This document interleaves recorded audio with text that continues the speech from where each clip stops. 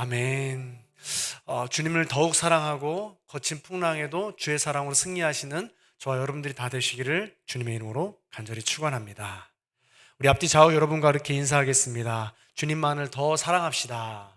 주님만을 더 사랑합시다. 반대편 분에게도 인사합니다. 주님만을 더 사랑합시다. 주님만을 더 사랑합시다.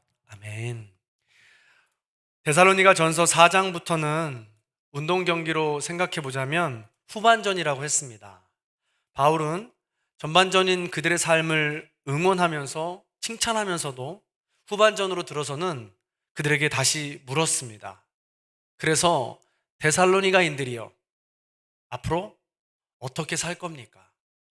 앞으로 어떻게 하나님을 기쁘시게 할 겁니까? 라고 묻습니다. 그러면서 우리가 지난 시간 해답을 얻기를 하나님의 자녀로서 하나님의 일을 하면서 살아가는 것이 하나님을 기쁘시게 하는 것입니다 라고 나누었습니다. 그 이후로 바울은 오늘 더 구체적으로 데살로니가인들에게 필요한 구체적인 명령을 명시하고 있습니다. 앞으로 총 3가지 정도를 나눌 것인데, 첫 번째로가 성에 대한 것입니다. 음란을 버리라고 하죠. 두 번째가 경제적인 것입니다. 그리고 세 번째로는 죽음에 대해서 이야기를 나눕니다. 그 첫 번째 시간, 오늘은 성에 대해서 이야기를 나눕니다. 오늘 3절 말씀을 함께 읽어보도록 하겠습니다. 같이 읽습니다. 시작. 이것이니 너희의 거룩함이라. 한 번 더 읽습니다. 하나님의 뜻은 이것이니 너희의 거룩함이라. 아멘. 하나님이 기뻐하시는 삶은 우리 거룩한 삶이라고 말씀합니다. 하나님의 뜻과 거룩함은 모호하지 않습니다. 관념적이지 않습니다. 분명한 행동으로 우리의 삶으로 드러난다라는 것입니다. 나더러 주여 주여 하는 자마다 다 천국에 들어갈 것이 아니라고 했습니다. 기도로만, 말씀으로만, 행위로만, 신앙적 행위로만 하나님 나라에 들어갈 수 있는 것이 아니라는 것입니다. 다만 하나님의 뜻대로 행하는 자라야만 하나님 나라에 들어갈 수 있다고 말씀하셨습니다. 분명 하나님의 뜻은 거룩함이라고 했으며 하나님의 뜻은 삶이라고 말씀하고 있는 것입니다. 그렇다면 거룩함이란 무엇일까요? 거룩함이란 히브리어로 카도쉬라고 합니다. 카도쉬는 순 우리말로 거룩이라고 해석합니다. 한자로는 성결이라고 하고요, 영어로는 홀리라고 하죠. 이 뜻은요, 매우 고귀해서 신성시되는 어떤 영역을 세상에 속된 영역과 구별하고 분리하는 동작을 말합니다. 그래서 이 단어의 뜻은 기본적으로 분리하다, 구별하다 라는 뜻으로 쓰입니다. 이사야 6장에서는요, 하나님을 가리켜 거룩한 분이라고 말씀합니다. 지극히 거룩하다라는 말은 어떤 이 속된 영역으로부터 너무나 멀리 떨어져 있는 하나님, 극과 극이죠. 분리되어 있는 하나님, 그 하나님을 말하고 있는 것입니다.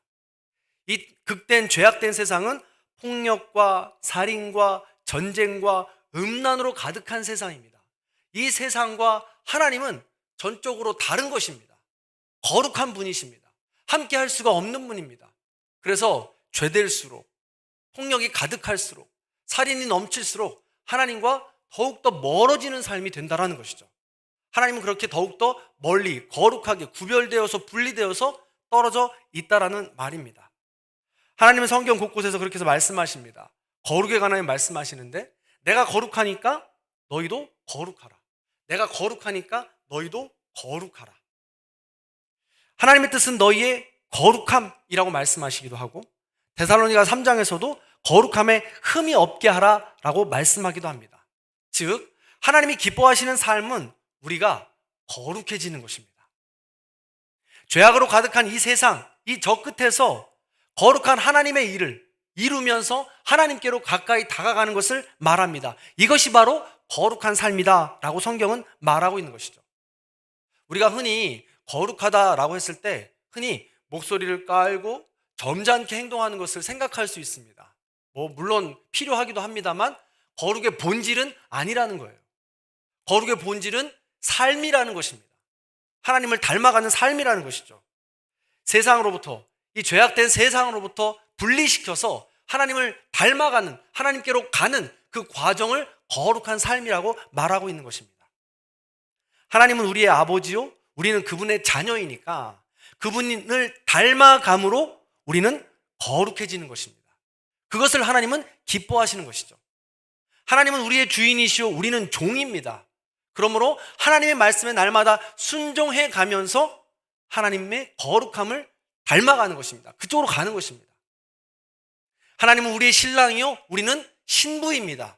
그러므로 하나님만을 바라보고 하나님만을 사랑하면서 하나님과 교제하는 것이 하나님을 기쁘시게 하는 것이요, 거룩한 삶이다라는 것이죠. 이 과정들, 삶이 우리의 영역에 드러나야 된다는 것이, 이게 바로 거룩한 삶이다라고 이야기하는 것입니다. 이처럼 죄악된 세상의 끝으로부터 하나님께로 가는 삶이 거룩한 삶이라고 말하고 있는데, 하나님의 자녀로서 하나님의 일을 하며 하나님을 기쁘시게 하는 삶이 된다고 이야기하는데, 바울은 그 거룩한 삶의 첫 번째 지침을 3절에서 음란을 버리라 라고 말하고 있는 것입니다.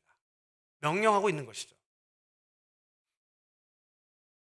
여기서 음란이라고 해서 사진이나 동영상을 본다거나 불륜을 행한다거나 여기도 포함이 됩니다만 여기에 국한되는 것이 아닙니다. 사실은 이 음란을 버려라 라는 명령 안에는요, 우리 인류의 세계관이 담겨져 있습니다. 신앙관이 담겨져 있다는 거예요. 그래서 아주 단순하게 그냥 사진이나 동영상이나 불륜 여기에 국한된 것이 아니라는 것이죠. 기억이 나실지 모르겠습니다만 우리가 올 초에 하나님과 우리의 관계를 부부의 관계라고 해서 나눈 적이 있습니다. 성경 곳곳에서는 하나님과 우리의 관계를 부부의 관계라고 표현한다고 했습니다. 그렇다라고 봤을 때 음란을 버리라는 것은 하나님 이외에 다른 신을 섬기지 말라라는 큰 주제가 더 담겨져 있다는 것이죠. 이 신앙관을 바탕으로, 이 세계관을 바탕으로 우리가 이 음란을 버리라를 이해해야 단순히 사진을 보고 동영상을 보고 불륜을 행하는 이것에서부터 근본적인 해결책을 찾을 수 있게 된다는 것입니다. 하나님과 우리의 관계를 부부관계라고 생각할 때 하나님을 버리고 음란을 보인다면 하나님의 마음은 어떠실까요? 하나님이 기뻐하실까요? 남녀 관계에 있어서 이 음란 때문에, 불륜 때문에 살인이 일어나기도 하고 가장 극한 분노에 이르는 거 아니겠습니까? 그렇다라고 그랬을 때 하나님의 마음은 어떠실까요? 그래서 하나님은 그 무엇보다도 우상 숭배를 싫어하신다고 성경은 기록하고 있습니다. 하나님보다 그 마음에 두는 것이 음란이요 우상 숭배입니다. 음란은 자기 쾌락, 자기 만족의 대표적인 모습입니다. 하나님의 자녀로서 하나님의 일을 하며 하나님을 기쁘시게 하는 삶과는 전적으로 대조되는 삶이죠. 내 만족, 내 쾌락으로 살아가는 그 삶은, 삶의 주인은 바로 내가 되니까 음란한 것이요 우상 숭배하는 것이며 하나님이 기뻐하시는 삶이 아니라는 것입니다. 자, 그런데요, 그렇다고 해서 성 자체가 나쁘다는 이야기는 아닙니다. 성 자체가 우상 숭배는 아니라는 것이죠. 아니, 오히려 하나님은 가장 소중하고 고귀한 것 중에 하나가 성이라고 말씀하십니다. 성은 친밀함입니다. 성경에서 하나님을 알다라는 단어를 사용할 때 이 알다라는 단어, 하나님을 알다라는 단어, 이 단어는 성관계를 맺는 것과 같은 아주 친밀함을 이야기합니다. 그래서 우리가 하나님을 알 때 머리로만 아는 것이 아니라, 마음으로만 아는 것이 아니라 그만큼 친밀한 관계를 맺는 것처럼 하나님을 알아가야 된다라고 말하고 있는 것이죠. 즉 하나님과의 관계에서도 사용될 것만큼 굉장히 고귀하고 순결하며 소중한 것입니다. 또한 성은 생명입니다. 남녀가 만나서 관계를 통해서 하나님은 새 생명을 주십니다. 고귀한 일이죠. 생명보다 귀한 것이 더 어디 있겠습니까? 아주 소중한 일입니다. 세 번째로 또한 성은 사랑입니다. 하나님과 우리 인간 사이의 사랑을 전제하는 것이며 하나님은 아담과 하와를 통해서 이 사랑을 우리에게 가르쳐 주신 것입니다. 내 뼈 중에 뼈요 살 중에 살이라 라는 말씀을 증표로 아담과 하와를 사랑을 통해서 하나님을 알아가라고 말씀하는 것이죠. 다시 말해 내 남편과 내 아내를 통해 하나님을 알아가라는 것입니다. 그만큼 그 가운데 성은 소중한 것이고 친밀함과 생명과 사랑으로 드러나는 아주 고귀한 것이라고 할 수 있다는 것이죠. 그래서 이것이 아주 하나님의 뜻대로 고귀하게 사용될 때 하나님은 기뻐하신다는 사실입니다. 그렇게 하지 않을 때 하나님이 기뻐하시지 않는 것이죠. 자, 그렇다면 이 성을 잘못 사용하면 어떻게 될까요? 아니, 또 반대로 하나님을 모르고 살아간다면 어떤 일이 벌어질까요? 자, 6절 말씀입니다. 함께 읽어보도록 하겠습니다. 5절, 6절 말씀 같이 있습니다. 시작. 하나님을 모르는 이방인과 같이 세격을 따르지 말고 이 일의 분수를 넘어서 형제를 해하지 말라. 아멘. 여기서 세욕이라고 쓰인 이 단어는 욕망이나 정욕 정도로 해석합니다. 그런데 이 단어를 단순히 욕망이나 정욕으로 해석하면 잘 감이 오지 않습니다. 그래서 어느 주석은 이렇게 해석했어요. 제가 읽어드리면 몸에서부터 강력한 욕망이 일어나 휘몰아쳐서 우리를 휘어잡는 것이라고 해석했습니다. 그렇습니다. 우리가 하나님의 자녀라는 정체성을 잃어버리면 우리도 모르게 우리를 휘감는 게 세욕이에요. 하나님을 모르면 그 세욕으로부터 휘어감기게 된다는 것이죠. 반대로 내 중심, 내 욕심, 내 삶의 주인을 나로 삼고 살아간다면 그 세욕을 주인으로 삼고 살아간다는 거예요. 하나님이 기뻐하시지 않는 삶이 된다는 것이죠. 그런 격정에 사로잡히다 보면 타인이 보이지 않습니다. 하나님이 보이지 않는 건 두말할 필요도 없고요. 타인이 보이지 않아요.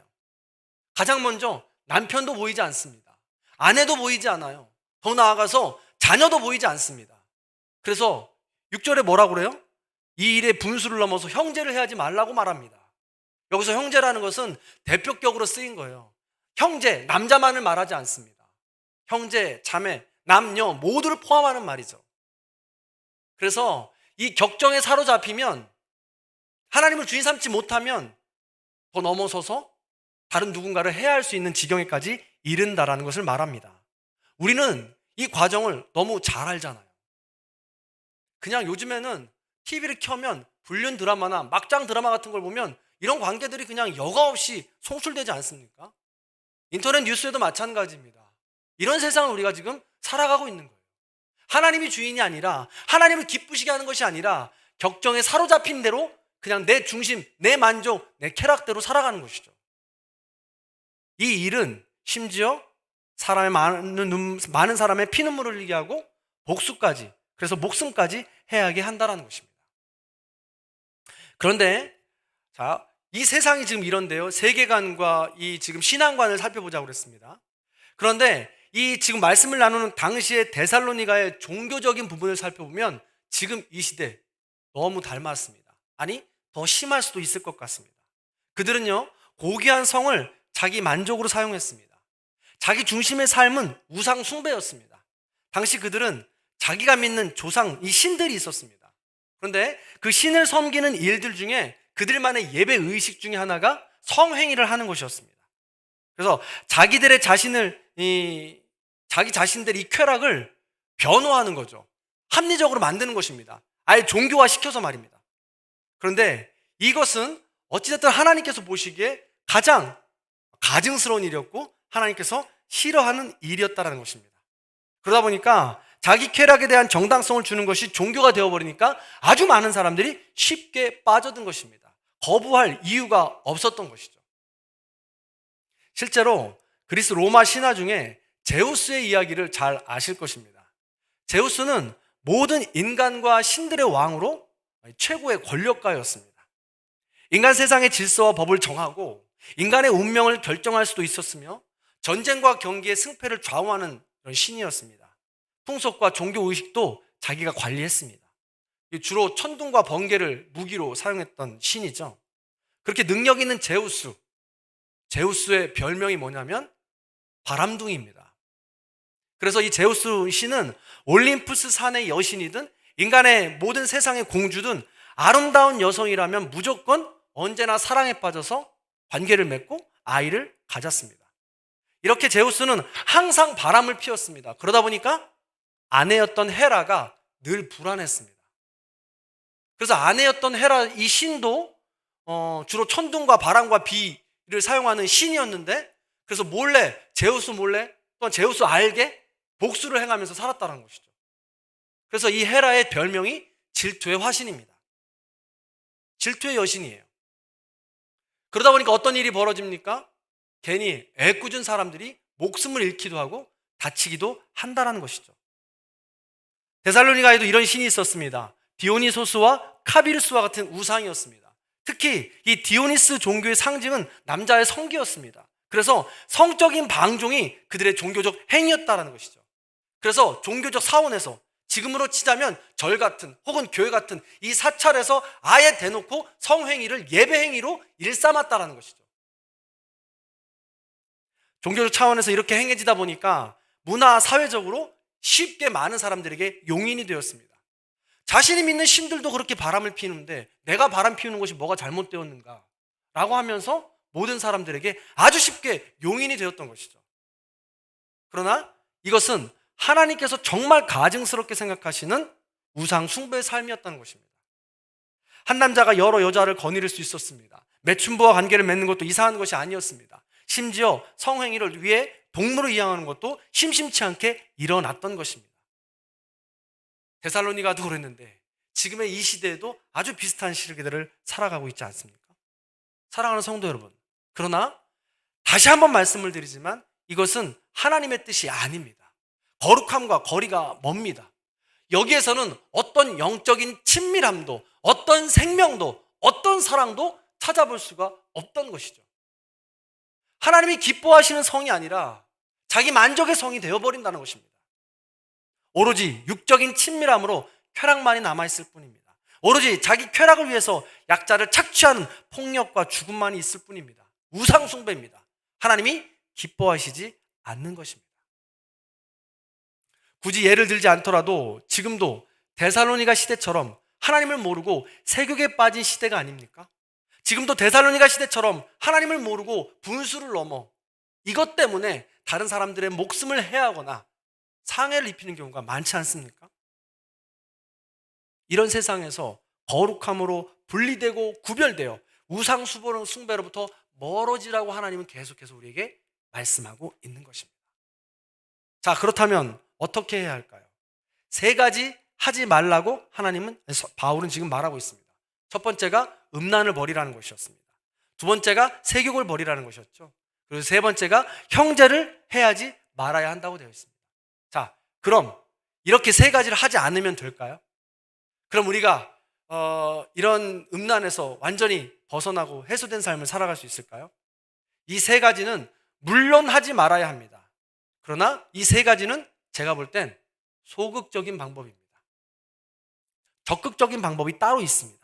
자, 4절입니다. 4절의 말씀을 같이 한번 읽어보겠습니다. 4절 읽습니다. 시작. 각각 거룩함과 존귀함으로 자기의 아내에 대할 줄을 알고. 아멘. 아멘. 그렇습니다. 각각 거룩함과 존귀함으로 자기의 아내에 대할 줄 알라고 했습니다. 먼저 본문에서 사용된 아내라는 단어를 짚고 넘어갑니다. 헬라어로 여자, 아내라는 단어는 따로 있습니다. 그런데 여기서 지금 완전히 다른 단어로 쓰였는데 아내라고 번역된 단어는 스키오스라고 해서 그릇이라는 뜻입니다. 그릇이라는 뜻인데 아내라고 번역이 된 거예요. 근데 성경에서 남자는 강하고 여자는 약하기 때문에 착취의 대상이었기 때문에 그릇이라는 표현으로 많이 쓰였습니다. 그런데 잘 생각해 보시면 남자든 여자든 모두 흙으로 만들어진 그릇입니다. 하나님은 우리의 토기장이시죠. 그렇기 때문에 여기서 굳이 아내라고 칭할 필요는 없다라는 것입니다. 그래서 각각 거룩함과 존귀함으로 자기의 남편 대할 줄 알고 또한 자기의 아내 대할 줄을 알고 라고 해석할 수 있어야 된다는 것이죠. 그래서 남편이든 아내든 서로가 존중하고 사랑할 수 있어야 된다는 것입니다. 동등하다라는 것이죠. 아내는 남편은 아내를 거룩함과 존귀함으로 대해야 합니다. 거룩함은 하나님께로부터 온 단어입니다. 완전하게 거룩하신 분은 우리 하나님이십니다. 내 아내를 대할 때, 내 남편을 대할 때 하나님을 대하듯이 구별하여 거룩하게 대하라는 뜻이죠. 그도 그럴 것이 우리 모두는 하나님의 형상을 따라 지음받은 사람들입니다. 그러므로 저와 여러분 안에는 하나님이 계십니다. 하나님의 형상이 있습니다. 그러므로 내 아내를 그만큼 거룩하게 대하라는 것입니다. 뿐만 아닙니다. 존경하라고 되어 있습니다. 존귀함은 존경이라는 단어도 마찬가지입니다. 우리 집 남편을 믿음의 가장으로 존경해 주십시오. 특별히 남자는 아내와 아이들에게 존경을 받을 때 자기의 존재 가치를 인정받고 살만한 힘을 얻는다고 합니다. 그렇다면 우리 남편을 더 존경해 주시고 사랑해 주십시오. 마찬가지로 아내도 존경의 대상입니다. 시대가 많이 달라졌죠. 아내도 같이 하는 일들이 많이 있습니다. 또한 가정에서 이 살림하는 일 또한 굉장히 존중받아 마땅한 일이죠. 그렇다라고 했을 때 남편과 아내가 서로 동등하게 거룩함으로 존귀함으로 대하는 것이 마땅하다는 것입니다. 아까 말씀드렸듯이 음란을 버리고 세욕을 버리고 형제를 해하지 않는 것으로 멈추는 것이 아니라 오히려 더 사랑해 주라는 거예요. 내 남편을, 내 아내를 더 사랑해 주라는 것입니다. 때로는 얄밉기도 하고 때로는 보기 싫기도 하지만 한 걸음 더 나아가서 적극적으로 그렇게 존귀함, 거룩함으로 대하며 사랑해 줄 때 우리는 하나님을 기쁘시게 하는 거룩한 삶을 살 수 있게 된다는 것입니다. 또한 이 내 남편과 아내를 사랑하는 것은 서로 사랑입니다. 사랑하는 성도 여러분, 서로 사랑입니다. 제가 계속해서 말씀을 드리지만 오늘 말씀은 여기에서 멈추는 게 아니에요. 더 넘어서서 우리의 세계관과 신앙관이라고 그랬습니다. 그렇다면 어떤 적극적인 방법을 또 행해야 될까요? 서로 사랑 말고 한 걸음 더 나아가야 되겠죠.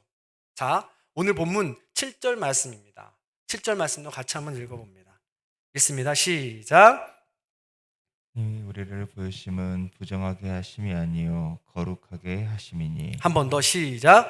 하나님이 우리를 부르심은 부정하게 하심이 아니요 거룩하게 하심이니. 아멘. 거룩한 하나님이 우리를 거룩함의 자리로 부르셨습니다. 어떻게요? 어떻게 부르셨나요? 하나님께서 거룩한 자리에서 죄악된 세상에 직접 오셨습니다.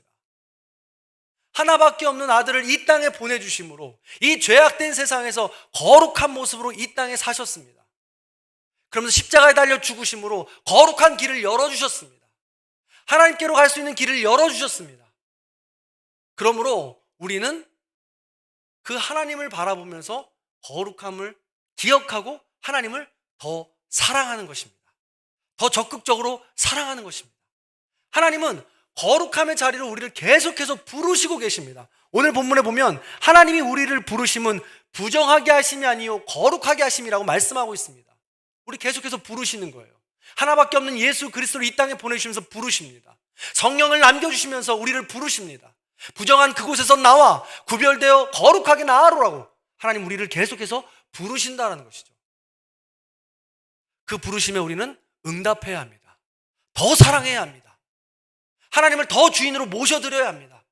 그렇게 살아갈 때 우리는 거룩함으로 살아가고 하나님으로부터 칭찬받는, 하나님을 기쁘시게 하는 삶을 살아갈 수 있게 된다는 것이죠.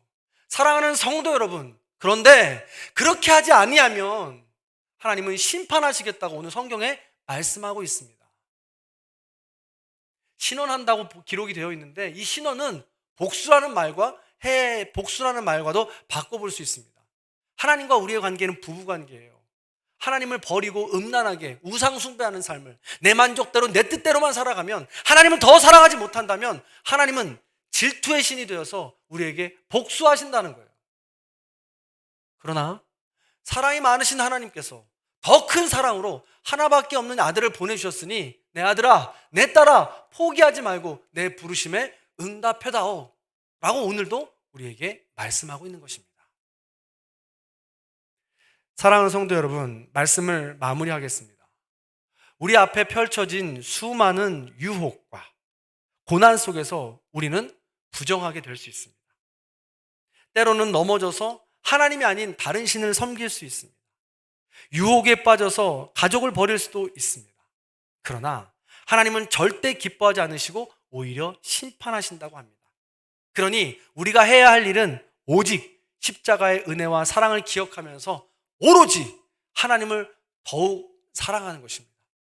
포기하지 말고 유혹에 넘어가지 말고 오직 하나님 한 분만을 더욱 사랑하겠다고 고백하고 거룩한 삶을 결단하는 것입니다. 살아내는 것입니다.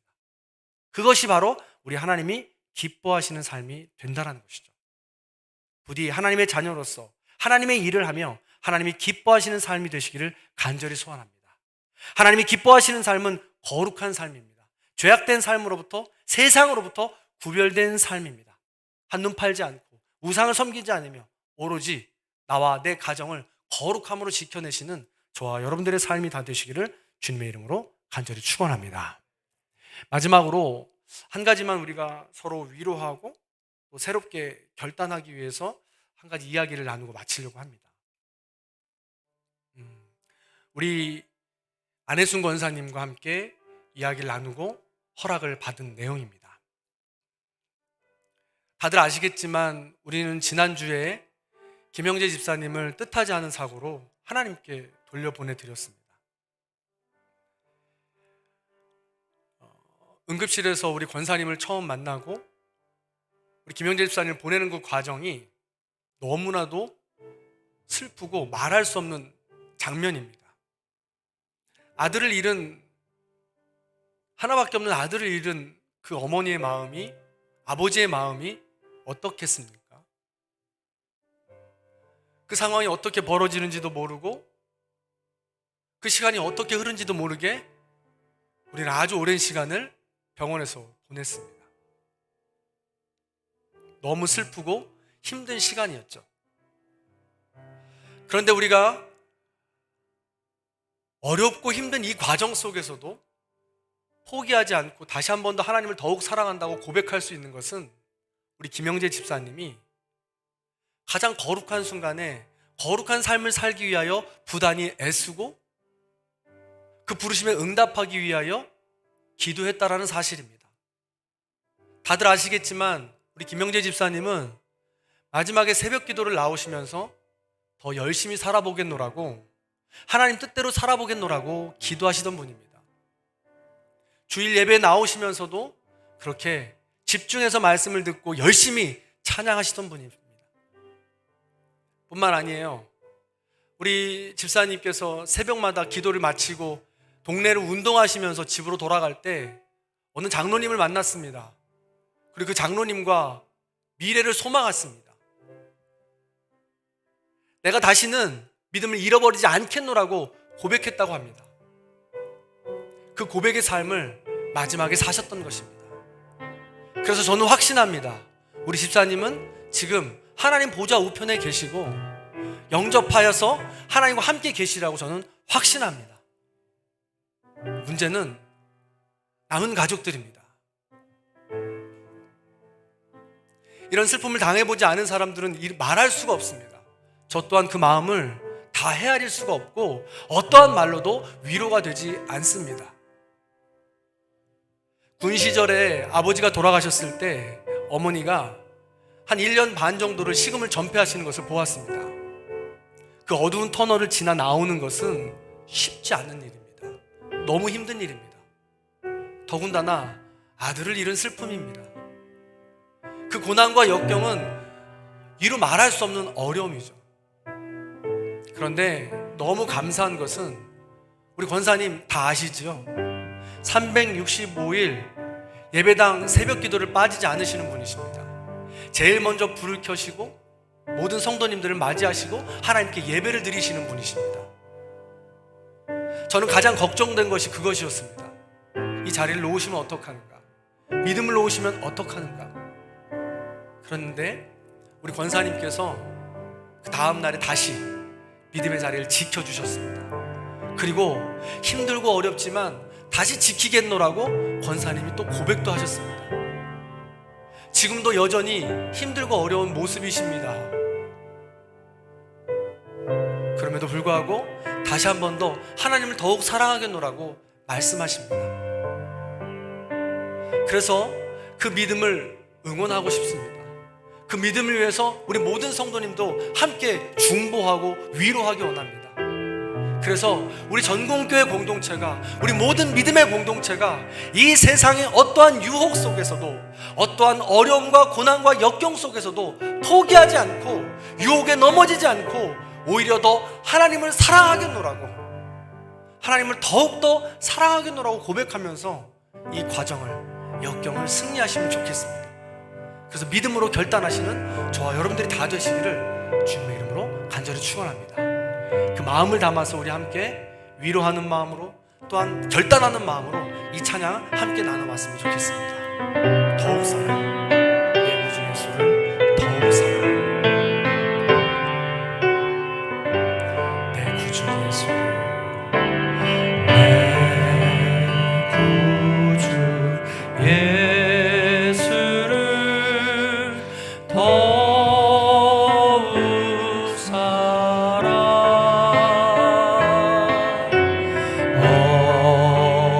엎드려 비는 말 들으소서.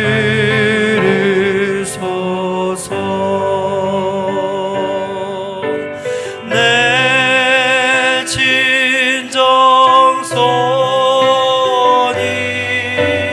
내 구주 예수를 더욱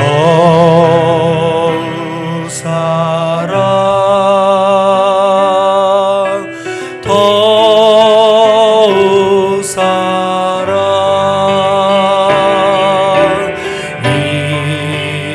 이전에 세상 나 기뻤어도 지금 내 기쁨은 오직 예수. 다만 내 비는 말 내 구주 예수를 더욱 사랑, 더욱 사랑. 이 세상 떠날 때 찬양하고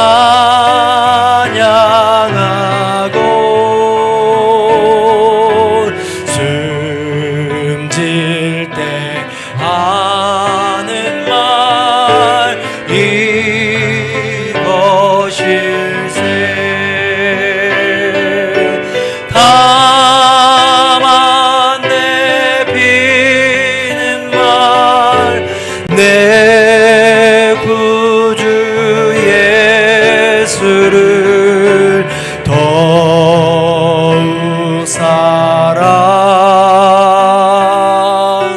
더욱 다만 내 비는 말,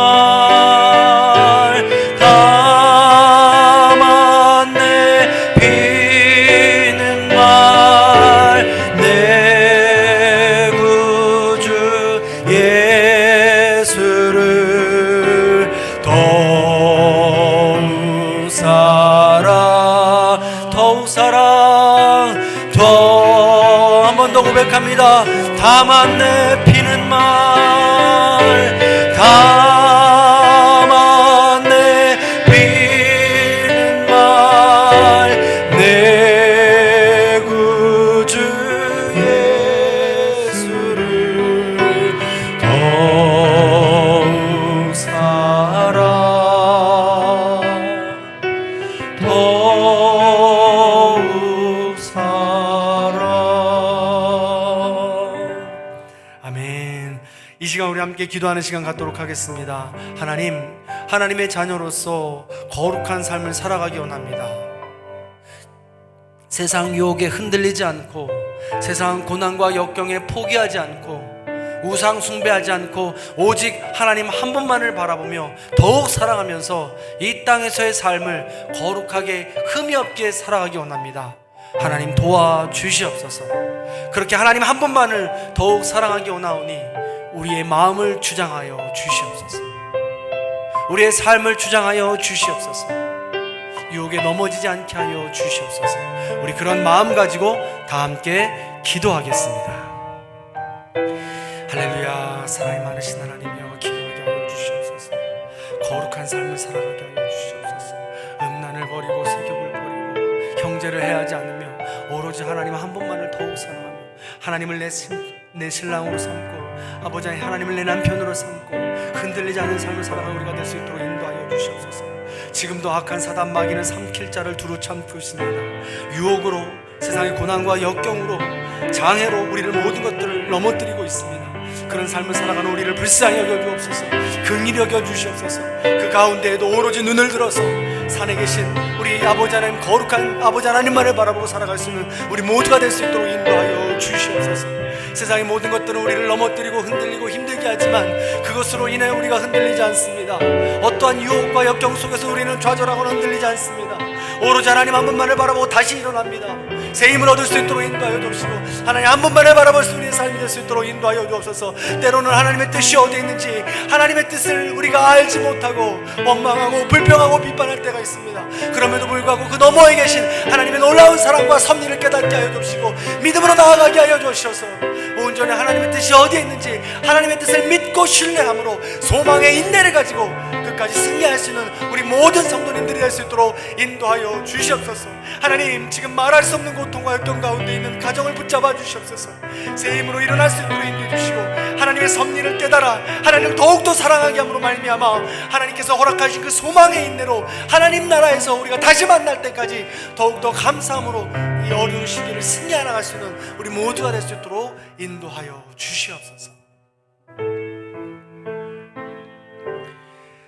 사랑과 은혜가 풍성하신 하나님, 우리를 하나님의 자녀로 불러주시니 감사합니다. 거룩한 삶으로 우리를 불러주시니 진심으로 감사를 드립니다. 우리가 살아가는 이 세상은 죄악된 세상입니다. 유혹이 가득한 시대입니다. 고난과 역경이 가득한 세상입니다. 그래서 우리는 날마다 유혹에 넘어지고 고난과 역경 가운데 포기합니다. 그러나 하나님은 거룩하라고 말씀하십니다. 음란을 버리고 세욕을 버리며 형제를 해하지 말고 오로지 더 거룩함의 자리로 부르시는 그 하나님의 놀라운 사랑에 응답하라고 말씀하십니다. 하나밖에 없는 외아들을 보내주신 그 하나님의 사랑을 통해서 우리를 거룩한 삶의 자리로 다시 불러주십니다. 그 부르심에 외면하지 않게 하여 주옵시고, 어떠한 역경과 환난 가운데도 다시금 일어나 하나님을 더욱 사랑함으로 하나님을 바라볼 수 있는 우리 모두가 될 수 있도록 인도하여 주시옵소서. 그리하여 하나님을 만나는 날, 주 예수 그리스도께서 다시 오시는 날, 우리 모두가 감사함으로, 떳떳함으로, 당당함으로 하나님 앞에서 기쁨으로 찬양할 수 있는 우리 모두가 될 수 있도록 인도하여 주시옵소서. 그렇게 더욱 사랑을 결단하고 소원하며 우리를 원하신 예수 그리스도의 이름으로 간절히 기도하옵나이다. 아멘.